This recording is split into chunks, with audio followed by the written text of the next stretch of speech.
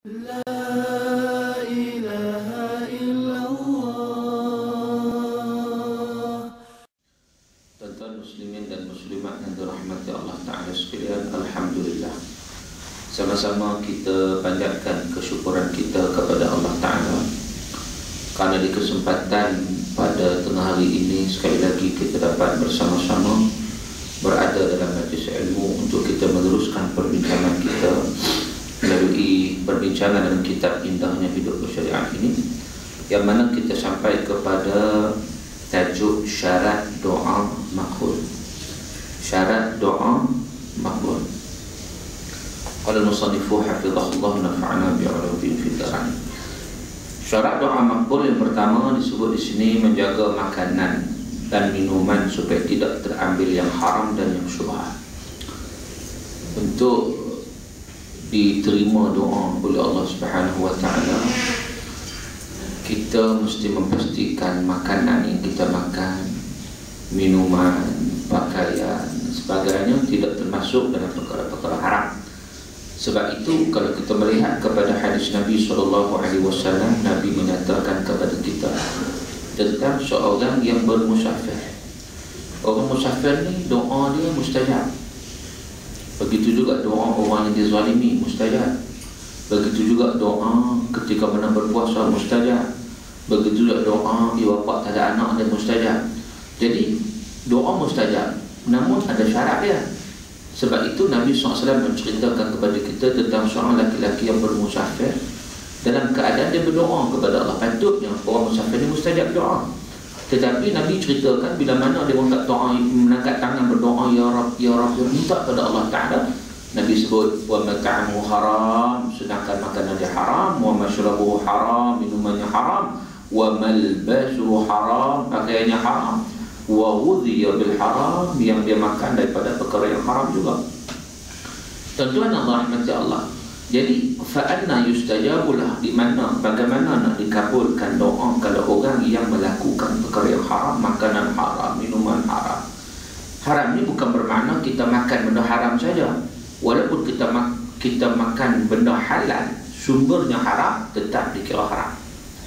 Yang satu lagi makan terus benda haram lah kan. Yang kedua makan makanan halal, tapi cara mendapatkan duit yang kita guna nak beli itu, duit itu sumber rasuah, duit itu sumber riba, duit itu sumber penipuan, kan? Duit itu sumber klaim tipu, kan? Klaim tipu juga merupakan perkara yang walaupun kita makan mie, kita makan bihun, kita makan nasi, halal benda ni, tapi dia adalah haram sebab sumbernya haram. Bagaimana nak dikabulkan doa, nak dimakbulkan doa dalam keadaan bila mana kita terlibat dengan yang haram? Sebab itu syarat kena pastikan. Kalau boleh syubhah pun tak mau, haram pun kita tak mau. Yang kedua, harta yang digunakan jelas bersih dan halal punca perolehannya. Sebab itu Nabi SAW juga dalam sebuah hadis menyatakan la tazulu qadama 'abdin yaumal qiyamah hatta yus'al an arba'. Tidak berganjak dua kaki anak Adam di akhirat esok sehingga dia ditanya tentang 4 perkara. Antara 4 perkara itu akan ditanya tentang hartanya, min aina iktasabah wa fima anfaqah, daripada mana dia ambil dan ke mana dia pergunakan. So dilihat daripada sini menunjukkan apa? Harta kena jelas bersih. Harta itu tak mau ada sumber-sumber ataupun unsur-unsur yang tidak diradai oleh Allah Ta'ala. Yang ketiga, tidak melakukan perbuatan maksiat. Kita nak angkat tangan berdoa pada Allah, tiba-tiba dalam masa yang sama kita melakukan maksiat pada Allah. Macam mana? Hatta manusia kalau kita minta tolong orang, kita duk kutuk dia, kita tak peduli kat dia, tiba-tiba minta tolong, macam mana ni? Orang tak mau terima. Allah Subhanahu wa Ta'ala dan Allah Maha Pengampun, Maha Penyayang, ya. Tetapi sebab tu kalau boleh sebelum kita minta istighfar dulu, minta ampun kepada Allah, supaya kita benar-benar berada dalam keadaan yang diridai oleh Allah Ta'ala. Kemudian dia kata sini, hindarkan fikiran daripada perkara-perkara yang tidak baik. Kita kena husnuzan dengan Allah Ta'ala, sangka baik. Tapi nak sangka baik pun kita nak kena patuhlah kepada perintah Allah Ta'ala. Baik. Itu antara disebut syarat doa makbul, waktu yang baik untuk berdoa. Disebut sini beberapa. Dalam kitab ni sebut beberapa waktu yang baik untuk berdoa. Sebab dia ada waktu, ada tempat yang memang ada yang special lah bila berdoa ni. Yang pertama pada malam Qadar, Lailatul Qadar. Itu antara waktu yang sangat-sangat mustajab doa. Yang kedua pada hari Arafah 9 Zulhijjah, ketika mana jemaah haji wukuf di Arafah. Yang ketiga pada bulan Ramadan secara keseluruhannya kita memperbanyakkan doa, sebab waktu itu waktu mustajab doa. Yang keempat pada malam Jumaat. Yang kelima pada hari Jumaat. Bahkan dalam hadis sebut ada satu waktu yang sangat-sangat mustajab, tapi Nabi tak beritahu waktu mana. Jadi pada hari Jumaat lah Nabi sebut tentang hari Jumaat, tapi tak dimentionkan betul-betul waktu mana. Merujuk pada kita untuk kita terus berdoa, kan, pada kesempatan yang ada. Waktu berjumaat lebih-lebih lagi ketika imam duduk di mimbar sampai imam mengucapkan salam. Makna ada pandangan ulama sebut bahawa ketika mana terutama imam duduk antara dua khutbah, sebab itulah kita disunatkan juga untuk berdoa. Kemudian pada tengah malam ni waktu qiyamul lail lah. Tengah malam waktu qiyamul lail.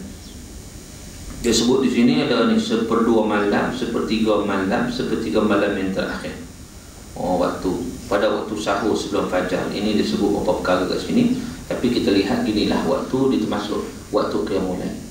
Waktu qiyamul lail ni maknanya lepas isyak kita tidur, nak tahajud kan, kita bangun pukul berapa pun boleh lah. Kalau kita tidur kita pukul 10 bangun pukul 12 boleh dah, qiyamul lail pukul 12. Tetapi dia ada waktu yang prime time, waktu yang puncak. Waktu puncak ni waktu paling utama, iaitu 2/3 malam ataupun 1/3 terakhir malam. Waktu tu. Jadi waktu tu dalam pukul 3:30 dan pukul 4 pagi, pukul 3 pagi, bukan tu lah. Maknanya antara tempat waktu yang sangat-sangat baik untuk kita bermunajat kepada Allah, untuk kita berdoa kepada Allah. Sangat-sangat baik. Bahkan qiyamul lail itu sendiri Nabi SAW sebut tentang afdhalus salat ba'da salawatil maktubah salatul rajul fi jawfil lail atau kama qala. Sebaik-baik solat selepas daripada solat fardu adalah solat seseorang ketika mana waktu jawfil lail tengah malam. Waktu itu. Baik. Kemudian sesudah berwudu juga sunat kita berdoa. Baca kita selalu kita amalkan doa lepas wudu. Allahumma ja'alni minat tawwabin wa ja'alni minal mutatahhirin wa ja'alni min ibadika as-salihin. Doa selepas daripada kita berwudu. Kemudian ketika orang azan untuk solat, maknanya lepas azan lah. Lepas azan kita disunatkan untuk berdoa. Doa yang masyhur itulah ya. Antara azan dan iqamah. Selesai azan sebelum iqamah. Dan ketika orang mengucap iqamah ataupun selepas daripada iqamah, doa dia sama dengan doa lepas azan. Allahumma rabb hadhihi da'wati tammah, betul lah. Jadi sama. Ada orang tanya, ada hadis ni lepas daripada iqamah, lepas azan memang ada hadis. Ada sahih tentang doa tersebut. Kan? Ni lepas qamat ada hadis. Tuan-tuan, para ulama mengkiaskan doa itu sama dengan doa lepas azan, mengambil kira perkataan azan itu juga dimaksudkan dengan iqamah. Sebab dalam hadis yang lain Nabi kata baina adhanaini as-salah. Antara dua azan itu ada salat. Antara dua azan. Jadi antara dua azan itu merujuk kepada azan dan iqamah. Jadi di situ antara azan dan iqamah disunatkan kita solat. Ini panggil solat qabliyah lah. Solat qabliyah. Jadi bila mana iqamah juga disebut tentang azan, maka di situ sebagian ulama menyatakan walaupun tidak ada khusus tentang iqamah, disebut sunat lepas azan untuk kita baca doa. Jadi lepas iqamah pun boleh ambil doa yang sama untuk kita membaca doa. Itu sebahagian pandangan ulama terhadap doa lepas iqamah. Jadi sama dengan doa selepas daripada azan. Kemudian antara jadi tempat untuk berdoa, dia kata ketika berbaris menuju medan perang sabil. Ini ketika mana nak berjihad di jalan Allah Ta'ala. Kemudian dalam pertempuran di medan perang begitu juga, doa yang dalam keadaan kita memperjuangkan agama Allah. Kemudian pada akhir tiap-tiap solat fardu, lepas solat fardu kita berdoa juga. Kemudian pada waktu sedang sujud waktu sedang sujud, sebab memang dalam hadis Nabi pun sebut tentang bagaimana dekatnya hamba kepada Allah Ta'ala bila mana dia sujud. Maka dengan sebab itu perbanyakkanlah doa. Maka kita boleh berdoa tuan-tuan ketika mana dalam sujud, terutama ketika mana kita solat seorang-seorang. Kalau solat jemaah ni, kita janganlah bila imam sujud sekejap, kita sujud sekejap lah. Janganlah kita menyalahi imam. Sebab walaupun sunat untuk berdoa, tapi bila mana ikut imam itu satu kewajipan. Innama ju'ilal imam liyu'tamma bih. Dijadikan imam itu untuk diikuti. Jadi imam bangun daripada sujud, kita bangun. Jangan imam bagi salam kita terus sujud lagi. Jadi ikut imam itu lebih utama. Tapi kalau kita solat sunat, tak ada masalah nak sujud dalam mana pun. Nak berdoa kepada Allah Subhanahu Wa Ta'ala di dalam sujud. Sebab sujud ni tuan-tuan, kita merendahkan, letak kepala kita letak atas lantai. Kita tak akan buat kepada manusia dah. Kita hanya tunduk sujud hanya kepada Allah Subhanahu Wa Ta'ala. Jadi waktu tu kita rasa kerdil sangat. Waktu bila mana kita doa sungguh-sungguh, insya-Allah di situlah kita kata dekatnya kita dengan Allah Azza wa Jalla. Dan doa ni tuan-tuan, kalau disebut dalam kitab Hikam Ibnu Athaillah As-Sakandari, dia kata doa ni bukan sekadar kita nak minta kepada Allah Ta'ala sesuatu hajat. Sebab kadang benda kita tak minta Allah bagi. Betul tak? Ada tak benda kita tak minta Allah bagi? Ada tak? Ada tak? Banyak. Tuan-tuan bangun pagi tadi, tuan-tuan minta tak nak bernafas hari ni? Minta tak? Ya Allah, bagilah aku boleh bernafas. Minta tak? Tak minta Allah lagi. Bagi. Kita minta tak untuk kita melihat pagi ni, tengah hari ni? Minta tak? Tak minta, Allah bagi tak? Bagi. Maknanya banyak benda nikmat yang Allah bagi kat kita, kita tak minta pun, Allah bagi. Allah bagi. Sebab itu kata kalau tujuan doa ni minta saja tak? Tak. Sebab itulah kita Hikam disebut tentang doa ini sebenarnya yang lebih penting daripada itu adalah nak menunjukkan sifat perhambaan kita kepada Allah. Makna kerdilnya kita, lemahnya kita, kita memohon kepada Allah Ta'ala. Sebab itu doa itu menunjukkan seseorang itu dia tidak ego, dia tidak sombong. Kalau orang tak mau doa ni, dia rasa macam dia tak bahagia kepada Allah. Itu sombong, orang ego. Maka dengan sebab itu doa ni sangat-sangat penting. Allah Ta'ala suruh berdoa, ud'uni astajib lakum. Doa aku, kata Allah Ta'ala, ya, aku akan perkenankan. Tapi dengan syarat-syarat yang kita sebut tadi lah. Baik. Kemudian ketika sedang membaca Quran, baca Quran, dan juga setelah kita tamat baca Quran, kita doa sebelum ataupun selepas lah. Tengah baca doa je benar tak? Dan baca Quran habis lah, lepas tu kita berdoa kepada Allah Ta'ala. Ketika minum air zam-zam juga minum. Ketika minum ni maknanya sebelum minum lah. Sebelum minum tu tak cara kita minum. Sebelum minum, kan? Kita berdoa kepada Allah Subhanahu Wa Ta'ala. Apa doa minum air zam ni kan? Ada doa tak? Tak ingat? Tak ingat? Allahumma inni as'aluka ilman nafi'ah wa rizqan wasi'ah wa shifaan min kulli da'. Itu doa sahih. Allahumma inni as'aluka ilman nafi'ah wa rizqan wasi'ah wa shifaan min kulli da'. Ya Allah Ta'ala, ya Allah, aku memohon kepadamu rizqan wasi'ah, ilman nafi'ah, ilmu yang bermanfaat, wa rizqan wasi'ah, rezeki yang luas, wa shifaa min kulli da', dan penyembuh daripada segala penyakit. Dan memang zam-zam ini disebut dalam hadis, zam-zam 5 syurbalah. Minum air zam-zam ni berdasarkan niat kita, kita minta supaya dapat kesembuhan, insya-Allah. Allah Ta'ala bagi kesembuhan. Saya teringat sahabat saya, dia ni kecil manis tuan-tuan. Kecil manis. Nak pergi umrah. Bila pergi umrah ni dia tak risau macam mana ni dia lemah kan. Orang kecil manis ni sampai tu tahap dia lemah, dia tak larat. Nak tawaf pun tak larat, nak berjalan pun tak larat, dah gula banyak. Lepas tu tawakal, minum banyak doa kepada Allah Ta'ala kan. Doa sebagaimana Nabi ajar kepada kita doa. Minum zam-zam. Alhamdulillah sebanyak duduk di Mekah sihat walafiat, lebih sihat daripada orang sihat ni, daripada sakit. Allah bagi kalau betul-betul ikhlas kepada Allah, minta Allah bagi. Jadi balik Malaysia sakit balik. Jadi nak ceritanya bahawa kadang-kadang permohonan kita pada Allah dengan ikhlas, insya-Allah. Minyak Zam-Zam ada banyak. Bahkan orang sebenarnya minyak Zam-Zam ni dia tak makan boleh kenyang, ya? Minum sehari kadang-kadang orang duduk di masjid tak mau keluar kan minyak Zam-Zam, minum insya-Allah.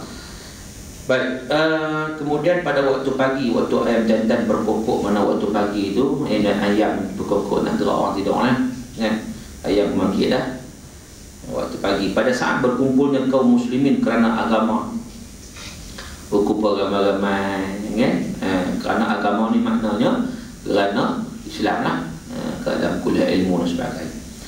Pada waktu berkumpul untuk berzikir, iaitu berkumpul untuk menyebut kebesaran Allah, bertakbir, bertahmid, bertasbih, berkumpul baca Quran atau berkumpul menerima pelajaran agama Islam dan sebagainya disebut di sini, iaitu tentang bagaimana kita berkumpul kerana Allah Ta'ala baca Quran dan sebagainya, itu baiklah.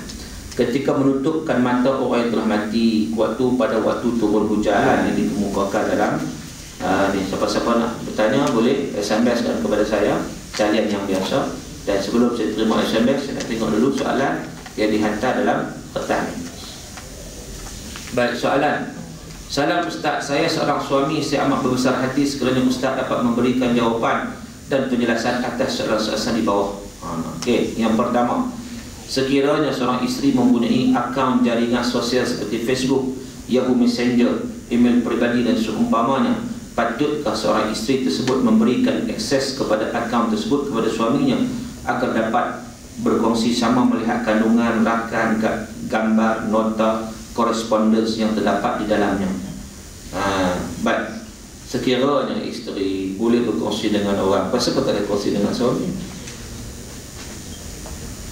Kalau dia tak mau kongsi dengan suami dia, ada something wrong lah, kan? Hari ni kadang kita juga risau buat Facebook ni, buat Facebook, buat macam ni. Tak kira siapa lah, isteri ke suami kadang sama ya. Dia jumpa balik kekasih lama, contoh, kan? Di situ mula ruyuk hilang, tak ni duk kira duduk dengan Facebook dia. Lepas tu tak boleh, orang lain tak boleh buka, contoh. Tuan, suami isteri ni dia akan macam ni, kes macam ni, supaya tidak timbul fitnah, kan? Kongsi. Dan jadi insya-Allah boleh selamat. Haruskah seorang isteri berkongsi alamat email peribadi kepada lelaki lain yang bukan mahram, walaupun atas dasar berkawan? Tuan, email ni tak ada masalah, email, tetapi isi kandungan email tu apa, kan? Email ni macam alamat kita lah, pun nak tak surat ke apa, guna alamat, kan? Jadi contohnya perlu juga contoh setiap orang ada email, tak? Ada email. Zaman-zaman orang tak ada email, semua ada email kan, nak hantar apa semua email. Jadi setakat email tak apa, yang penting apa kandungan email tersebut. Kalau kandungan atas dasar kerja, kandungan atas dasar yang tak ada apa, tak apa. Tapi kalau kandungan yang meragukan, itu yang sepatutnya dielakkan. Haruskah seorang isteri menerima tawaran atau panggilan untuk menjadi kawan, sahabat dari lelaki yang bukan mahram melalui jaringan sosial atau email seperti di atas? Sama yang soalan dibuang, kan? Kalau suami tidak memberi keizinan, maka isteri tidak boleh melakukannya. Sebab apa? Kalau buat juga, memang masalah rumah tangga akan berlaku, kan? Dia kata apa? Tak ada apa, tak ada apa. Suami tak ada terima, kan? Dia juga ada sifat cemburu tu, tanda kasih sayang. Dalam keadaan dia tengok, nampak lain macam ni, kadang-kadang mula-mula nak kawan, lepas tu dia sudah berlebihan. Sebab tu kadang-kadang benda macam ni saya sebut bahawa fitnah akhir zaman sangat-sangat banyak melalui perkara-perkara seumpama ini. Yang keempat, salahkah seorang suami meminta seorang isteri memberitahu suaminya sekiranya si isteri ada menerima panggilan atau tawaran dari lelaki lain untuk menjadi sahabat atau rakan dari jaringan sosial atau email? Tak salah untuk dia bertanya, dan sebagai suami dia boleh menentukan ataupun dia boleh menjaga supaya tidak hanyut, kan? Ini soalan ni dia sudah seorang tanya semua. Sekiranya si isteri tidak bersetuju dengan nasihat dan pandangan suami atas perkara di atas, apakah yang patut dilakukan oleh si suami? Kan? Suami nasihat, bincang lah, bincang. Nanya kamu nak apa? Sebab kadang-kadang macam tu juga. Hari ni isteri ni dia tanggungjawab yang utama terhadap suami dia lah. Jadi kalau dia melebihkan orang lain, tambah-tambah lelaki yang bukan mahram, ni pasal apa? Pasal nak kawan dengan dia tu contohnya. Kalau ada urusan kerja tu lain cerita. Dan saya rasa suami pun dia boleh berterima kasih kan. Ni bos dia nak minta email, kadang-kadang nak hantar suatu benda urgent, tak apa, tak ada masalah. Ataupun kadang-kadang dia hari ni macam-macam ada, kita boleh. Yang pentingnya kena saringkan elok ataupun kena bincang elok supaya tak timbul fitnah. Sebab hari ni saya tengok kadang banyak fitnah. Kalau sembang dalam WhatsApp tu, macam-macam dia cerita. Laki perempuan masuk dalam tu, kadang-kadang benda-benda seksual, benda rumah tangga, bincang habis tak ada apa. Sebab dia tulis apa saja. Benda itu haram tuan. Mana boleh bincang benda-benda yang menaikkan nafsu, syahwat, lucah dan sebagainya. Tapi hari ni di atas keterbukaan orang sembang belakang. Kan? Tak boleh. Dia ada adabnya. Tak boleh pakai hentam lagu tu je. Baik. Itu habis soalan yang pertama daripada seorang suami. 5 saya tanya soalan. Ni halal dan haram ni pula apa ni? Situasi pertama ketika di hostel luar negara, macam drama ni. Ada situasi-situasi. Apa dia? Sebuah microwave yang telah digunakan untuk masakan tidak halal babi. Kemudian saya tidak pilihan untuk memanaskan makanan saya yang berada dalam aluminium foil bertutup. Adakah dibenarkan berkongsi microwave dalam keadaan ini? Yang pertama, kita tahu tak microwave itu digunakan untuk babi? Tak tahu agak mungkin. Mungkin benda yang tidak dikira oleh hukum syarak. Melainkan kita nampak sebelum kita nak masuk makanan, babi dulu masuk. Sanggup kan tuan-tuan? Nampak babi sekutui punya dengan hidung dia merah kan. Zak masuk dalam microwave, kita duduk tunggu turn. Okey, keluar bau aroma tu, masuk ayam kita pula tuan-tuan. Kan?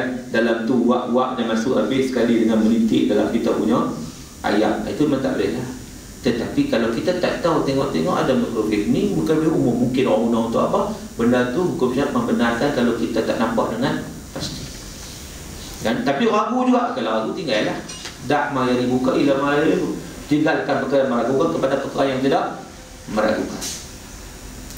Situasi kedua di hostel luar negara. Saudara ada dua situasi. Sebuah kuali digunakan untuk menggoreng ayam yang tak disembelih. Kemudian saya pula menggunakan kuali dan minyak yang digunakan tadi untuk menggoreng makanan saya. Adakah perkara ini dibenarkan? Kalau kita tahu kuali itu dia masak ayam yang tak sembelih dengan minyak dia campur habis. Sebelum kita masak, kita cuci dulu kuali itu. Kalau susah, basuh. Kita basuh, lalu kita barulah kita goreng kan? Ataupun kita nak buat apa kan? Sebab apa? Sebab benda tu sebelum itu sudah dia ada perkara-perkara yang tidak halal. Kita tak nak bercampur. Kita tak nak bercampur dengan perkara-perkara yang tidak baik, yang tidak halal. Jadi kita elok. Kalau kita ragu dan sebagainya, kita basuh je, kita basuh. Tapi macam juga kita tak tahu, saya sebut juga, kita tak tahu pinggan itu mungkin digunakan untuk babi itu aja. Kuali itu mungkin digunakan untuk babi. Apa penyelesaian dia? Sahabat pernah tanya kepada Nabi SAW nak menggunakan pinggan mangkuk atau apa-apa yang orang bukan Islam. Nabi sebut basuh. Tak perlu sama. Sebab kita pun tak tahu dia guna apa. Kita pun tak tahu. Mungkin, kita kata mungkin ni macam-macam. Tapi apa dulu kita basuh? Kita basuh, kita boleh guna. Itu je. Tak ada masalah untuk kita menggunakannya. Baik. Itu habis soalan dalam soalan secara bertulis. Sekarang ni kita nak tengok soalan siapa yang hantar dalam WhatsApp pada satu. Mana dia? Kalau kita jumpa. Adakah perlu saya membayar zakat bagi wang simpanan dan tabung haji? Mengikut maklumat yang saya terima, Allah Alam, tetap dirujuk tabung haji sendirilah. Mengikut maklumat yang saya terima bahawa tabung haji tak membayar bagi pihak pencarum, bagi pihak penyimpan. Maka kalau tabung haji dah bayar, maka tak perlu lagi kita bayarlah. Tetapi saya juga dimaklumkan bahawa kalau bank-bank dia tak bayar, untuk bagi pihak kita dia tak bayar. Jadi kalau kita simpan dalam bank, maka kita kena bayar wang simpanan kita. Begitu keadaannya. Apa cara terbaik harus dibuat sekiranya hutang yang kita terlupa? Cara terbaik bila teringat bayar. Hutang is hutang. Hutang adalah hutang, terlupa. Bila terlupa teringat, alamak aku ada hutang ni, member aku hutang dah sebulan lepas dah RM100, aku terlupa semua. Jadi seminggu lepas tu nak bayar, lupa. Teringat dia jumpa dia, ni aku terlupa bagi balik RM100 dia. Jangan kita lupa biar-biar niat tu. Tak boleh. Hutang perkara yang wajib dibayar. Bila mana kita berkemampuan, kita boleh bayar, kita kena bayar. Dan itu cara dia. Terlupa dia, ingat dia. Dengan biar kita. Terlupa pada siapa hutang? Hutang, terlupa pada aku hutang siapa? Tak tahu hutang siapa. Kan? Kita boleh announcement bagi tahu aku hari tu. Kalau di office senang. Ni aku hutang ke pak hari tu ni. Dan tulang abang ni nak bayar hutang ni. Semua pakai tak aku belakang. Macam mana nak buat? Semua pakai tak aku. Kan? Jadi nak selamat kita keluarkan dekat RM100 tadi, kita sedekah mana-mana, kita niatlah buat. Macam mana dah tak tahu apa dah. Nak cari pun tak tahu dah. Dah buat announcement pun tak tahu dah. Orang tak ada nak mengaku semua. Nak cari tahu mana. Tapi kita ingat macam kita hutang. Jadi nak selesai kita keluarkan RM100 yang kita hutang tadi, keluarkan untuk fisabilillah, bagilah pada fakir miskin ke, surah masjid, tak kisahlah, untuk kebaikan. Kita niat bagi pihak siapa-siapa yang berhutang lah. Kalau dia minta hutang tu bayar. Tapi kalau aku tak ingat, macam pihak ni lah, niat untuk bagi pihak dia. Terus itu untuk menyelesaikan masalah kita. Kalau tidak nak cari pun tak jumpa. Kan? Kadang-kadang nak cari pun tak jumpa, tak tahu. Dan tanya pun orang tak mengaku pun. Begitu. Allahu ta'ala. Baik, itu soalan sahaja yang dikemukakan. Ada lagi soalan lain tanya? Silakan. Ustaz, apa beza saya dengar ceramah pasal sunnah Nabi? Sunnah tu Nabi dia yang bukan untuk orang biasa. For example, dia buat tahnik, itu untuk Nabi dia bukan untuk orang biasa punya tu. Dengan apa lagi apa dia bagi example, satu tahnik dia ada orang yang bekam. Dia kata bekam untuk Nabi, bukan untuk yang untuk Nabi yang bukan untuk orang lain. Baik, dia sebenarnya kaedah Nabi ini adalah qudwatan linnas. Nabi buat itu sebagai petunjuk kepada manusia.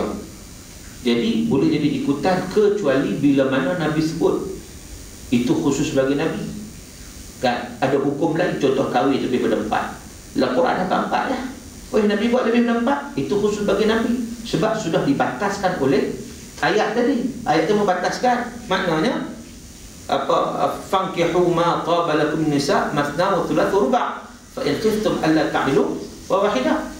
Kamu boleh kahwin 2, 3 atau 4. Kalau tak mampu terbelakang ada cukup 1. Kita tengok sunnah Nabi berkahwin lebih daripada 4. So macam mana? Di situ dia panggil khusus untuk Nabi SAW. Sebab tu ada pembatasan. Bab tahnik tadi tidak ada pembatasan. Nabi SAW buat, maka di situ kita tengok Nabi buat, maka kita ikut Nabi SAW, maka dapat pahala dan dia menjadi satu sunnah. Sebab itu dalam mana-mana kitab, hatta dalam kitab Tarbiyatul Aulad fil Islam oleh Syekh Dr. Syekh Abdullah Nasir Alwan, disebut antara perkara sunat adalah kita tahnik belah mulut. Sebab apa? Mengikut apa yang Nabi SAW buat. Kadang-kadang nak khusus, mana dalil kata khusus? Tak ada. Macam tadi ada dalil yang katakan khusus, kan? Ini tak ada, maka tak ada. Di situ kita boleh buat. Begitu juga bekam. Bekam ni satu perubatan. Nabi SAW suka bekam untuk buang darah kotor, dan itu terbukti melalui kesihatan. Maka tidak ada masalah untuk kita buat satu perubatan dalam bentuk bekam. Dia tidak khusus saja. Apa yang Nabi buat tu boleh diikuti selagi mana tidak ada dalil yang membataskannya. Baik. Ada usaha? Ustaz, kalau macam yalah, kalau kita tersentuh ni benda-benda yang tak boleh, contoh anjing ataupun cincin ke apa, kita kena samak. Tapi bagaimana dengan pakaian kita? Adakah memadai dicuci dah? Pakaian kita kena ke tak? Kalau kita sentuh dengan tangan, tangan je lah. Kalau pakaian terkena, pakaian, kalau kena pakaian lah, ikut apa yang terkena. Pakaian pun perlu disamak. Ya. Perlu. Kalau lah kena anjing tu kan, anjing main sondoi kita, siap kita dukung lagi, main lagi cicit-cicit main kan. Nitik liok nak belah kena baju kita kan.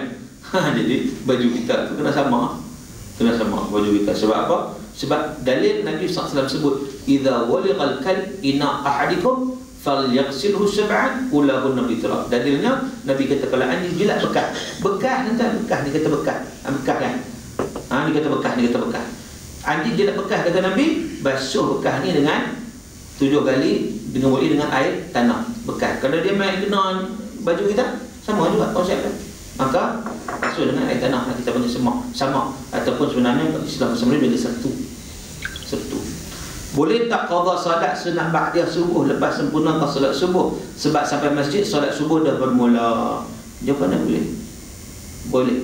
Tapi dengan syarat kita ni memang jenis tak tinggal solat qabla subuh lah. Kita sunat qabla subuh tak nak tinggal. Tiba-tiba hari tu tertinggal sebab lewat. Main masjid dah habis orang setengah solat, kita solat boleh qada lepas tu. Berdalilkan zaman Nabi SAW pernah berlaku. Kalau seorang lelaki ni dia datang lewat dia tu, lepas solat subuh dia solat sekali lagi. Nabi tengok Nabi solat, tapi Nabi tunggu dia habis solat baru Nabi tanya, as-salat tasbih maratab? Solat subuh 2 kali ya? Sebab subuh 2 kali sebab tidak ada solat sunat lepas solat subuh. Lalu dia cerita kat Nabi, dia kata aku tadi tertinggal solat qabliyah. Maknanya dia tak nak tinggal tuan-tuan. Bila tinggal rasa macam guilty lah, rasa macam tak puas tertinggal. Walaupun dia sunat tapi tak nak tinggal, duk jaga subuh. Sebab solat sunat subuh ni antara yang solat sunat yang muakkad, yang paling muakkad antara muakkad kan, yang ditutup. Lalu dia pun bagi tahu, ya Rasulullah, aku bukan solat sunat lepas, aku bukan solat 2 kali pada aku solat qada balik yang tadi aku tertinggal. Nabi SAW diam. Makna Nabi SAW kata ya pun tidak pun, itu bermaksud takrir, persetujuan. Maknanya Nabi bersetuju, maka dia boleh dilaksanakan. Tapi kalau kita banyak tak buat daripada buat, kemudian nak qada, kita apa ni, kita mana orang yang jaga subuh. Okey, Allah. Ada soalan? Asar punya Ustaz. Asar tidak muakkad. Solat qabliyah asar dia tidak muakkad. Kan? Tapi kalau orang konteks tadi lah sama, kau jaga subuh kan. Tapi biasanya orang jaga subuh ni muakkad. Yang tidak muakkad ni Nabi kadang buat, kadang tak buat kan. Jadi buat kadang buat, kadang tak. Kita bukan nak tak buat, nak qada apa, kita bukan nak tak buat kan. Jadi yang kira hak kita, hak yang dalam hadis tersebut tu bagaimana dijaga subuh. Tak. Lepas tu berkaitan dengan sunat, kalau wajib mana kena qada kan. Berkaitan dengan sunat. Ada soalan?